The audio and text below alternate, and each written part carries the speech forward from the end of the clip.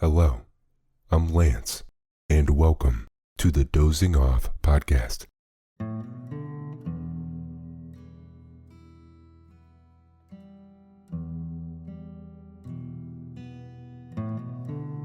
Dozing Off is where I read you to sleep. I narrate short stories and classic literature in this deep and relaxing tone to allow you to put your overactive mind at ease and doze off.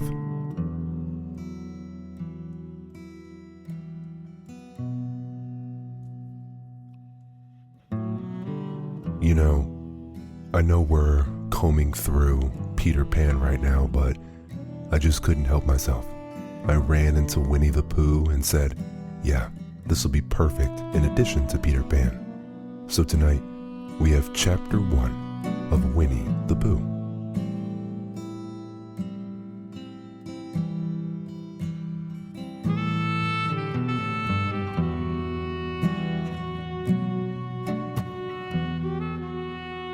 I appreciate you so much for being parts of the Dozing Off community. If you enjoy these stories, please be sure to leave a review and leave a rating. It goes a long way to the growth of Dozing Off, and I love hearing from you. Okay, here we go.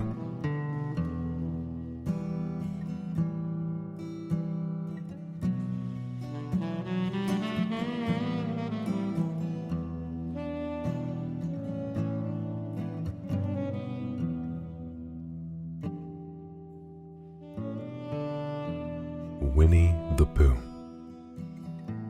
Chapter 1, in which we are introduced to Winnie the Pooh and some bees, and the stories begin.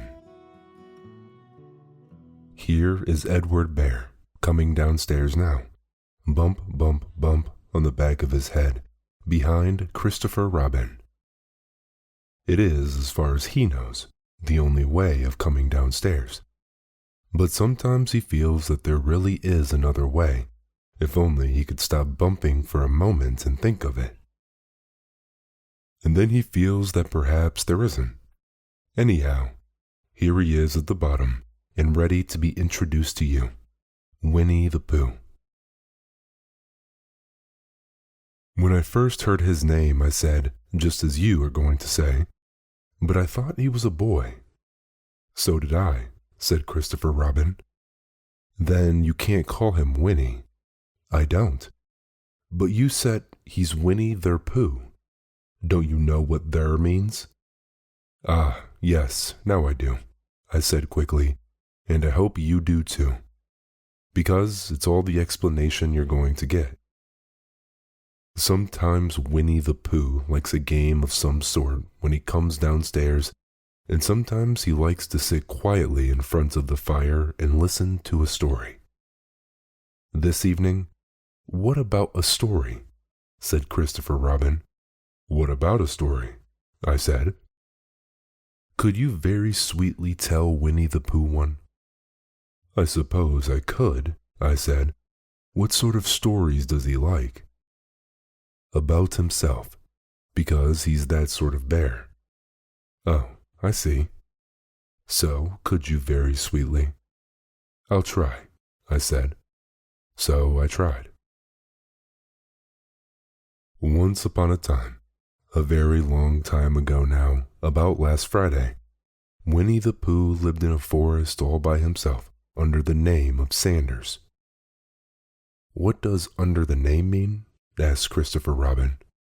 It means he had the name over the door in gold letters and lived under it. Winnie the Pooh wasn't quite sure, said Christopher Robin. Now I am, said a growly voice. Then I will go on, said I. One day when he was out walking, he came to an open place in the middle of the forest, and in the middle of this place was a large oak tree, and from the top of the tree there came a loud buzzing noise.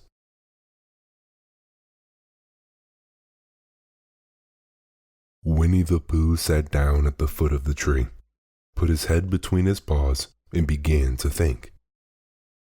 First of all, he said to himself, That buzzing noise means something.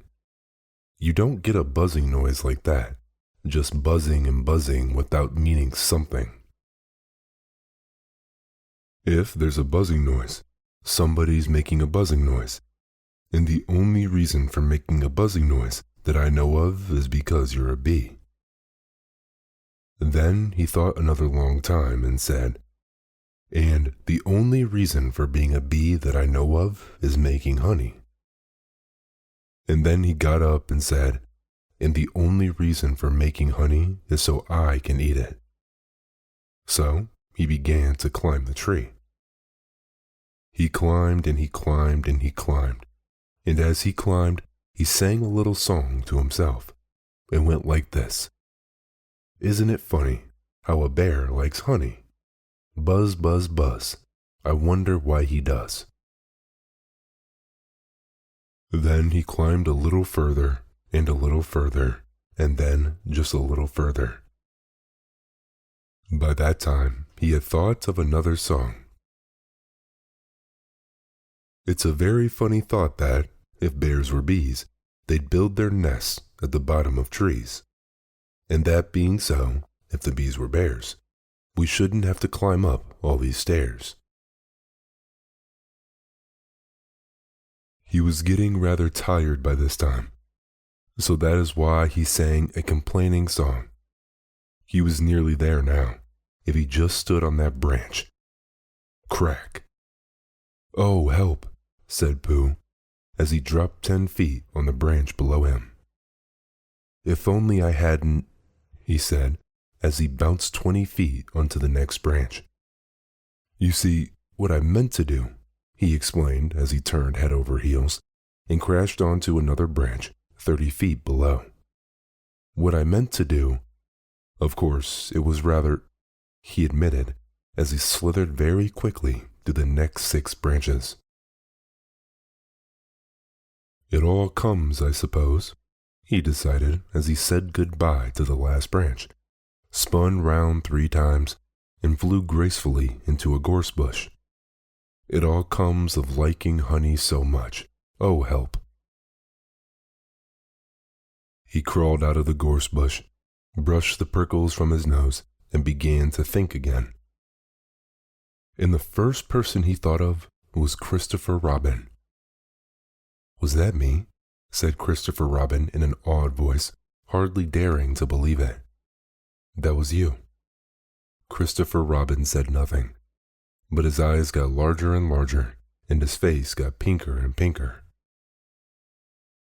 So, Winnie the Pooh went round to his friend Christopher Robin, who lived behind a green door in another part of the forest. Good morning, Christopher Robin, he said. Good morning, Winnie the Pooh, said you.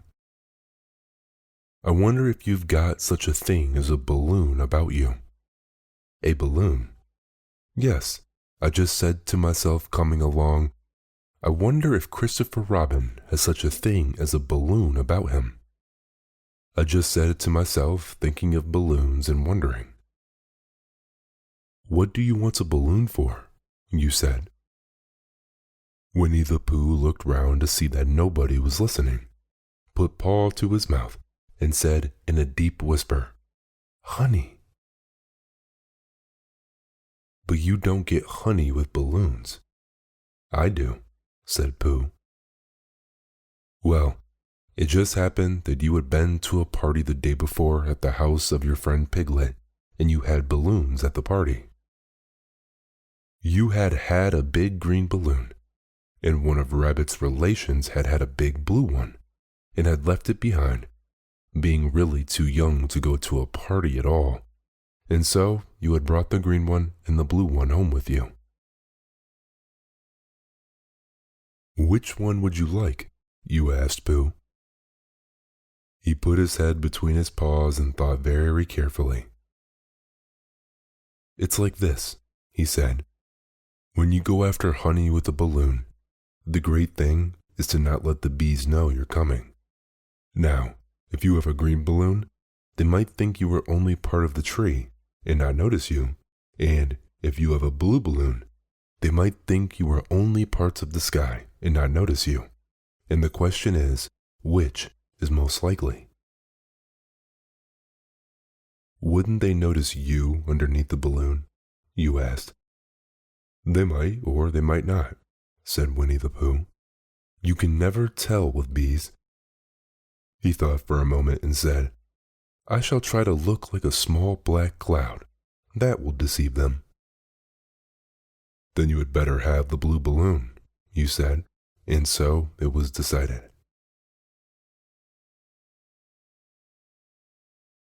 Well, you both went out with the blue balloon, and you took your gun with you just in case, as you always did. And Winnie the Pooh went to a very muddy place that he knew of, and rolled until he was black all over.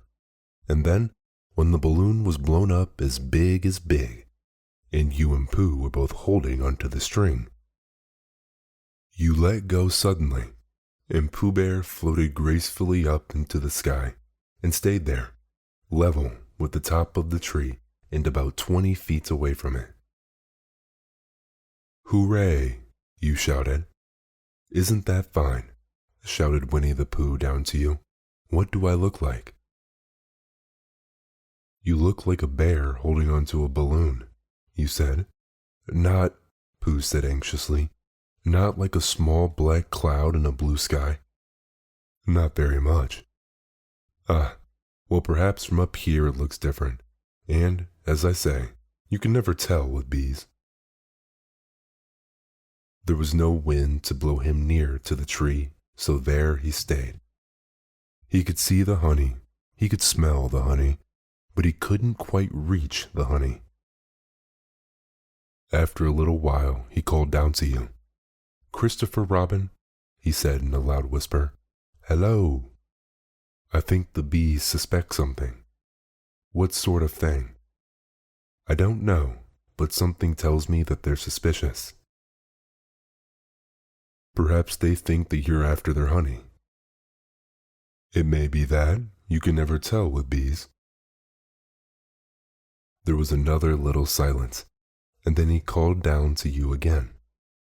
Christopher Robin. Yes. Have you an umbrella in your house? I think so. I wish you would bring it out here and walk up and down with it, and look up at me every now and then and say, Tut tut, it looks like rain. I think if you did that, it would help the deception which we are practicing on the bees. Well, you laughed to yourself. Silly old bear.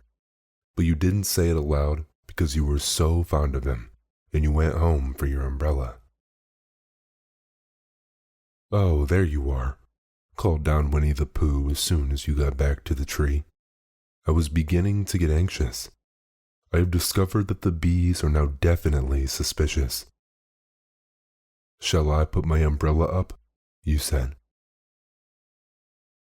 Yes, but wait a moment. We must be practical. The important bee to deceive is the queen bee. Can you see which is the queen bee from down there? No? A pity. Well, now if you walk up and down with your umbrella saying, Tut tut, it looks like rain, I shall do what I can by singing a little cloud song. Such a cloud might sing. Go. So, while you walked up and down and wondered if it would rain, Winnie the Pooh sang this song. How sweet to be a cloud, floating in the blue. Every little cloud always sings aloud. How sweet to be a cloud, floating in the blue. Every little cloud always sings aloud. How sweet to be a cloud, floating in the blue. It makes him very proud to be a little cloud. The bees were still buzzing as suspiciously as ever. Some of them indeed left their nests and flew all around the cloud as it began the second verse of this song.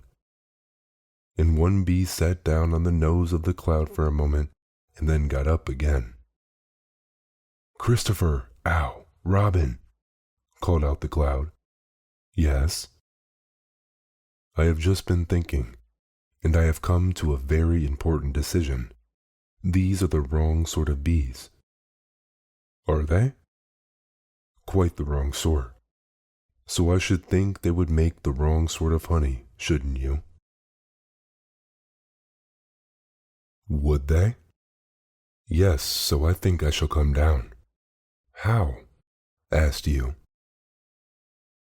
Winnie the Pooh hadn't thought about this. If he let go of the string, he would fall, bump, and he didn't like the idea of that. So he thought for a long time, and then he said, "Christopher Robin, you must shoot the balloon with your gun. Have you got your gun?" "Of course I have," you said. "But if I do that, it will spoil the balloon," you said. "But if you don't," said Pooh, "I shall have to let go, and that would spoil me." When he put it like this, you saw how it was, and you aimed very carefully at the balloon and fired. "Ow!" said Pooh. "Did I miss?" you asked. "You didn't exactly miss," said Pooh, "but you missed the balloon." "I'm so sorry," you said, and you fired again, and this time you hit the balloon, and the air came slowly out. And Winnie the Pooh floated down to the ground. But his arms were so stiff from holding on to the string of that balloon all that time that they stayed up straight in the air for more than a week. And whenever a fly came and settled on his nose, he had to blow it off. And I think, but I am not sure, that is why he was always called Pooh. "Is that the end of the story?" asked Christopher Robin. "That's the end of that one. There are others. About Pooh and me, and Piglet and Rabbit and all of you. Don't you remember?" "I do remember, and then when I try to remember, I forget." "That day when Pooh and Piglet tried to catch the heffalump, they didn't catch it, did they?" "No. Pooh couldn't, because he hasn't any brain. Did I catch it?" "Well, that comes into the story." Christopher Robin nodded. "I do remember," he said, "only Pooh doesn't very well, so that's why he likes to have it told to him again, because then it's a real story and not just remembering." "That's just how I feel," I said. Christopher Robin gave a deep sigh, picked his bear up by the leg, and walked off to the door, trailing Pooh behind him. At the door he turned and said, "Coming to see me have my bath?" "I might," I said. "I didn't hurt him when I shot him, did I?" "Not a bit." He nodded and went out, and in a moment I heard Winnie the Pooh, bump, bump, bump, going up the stairs behind him.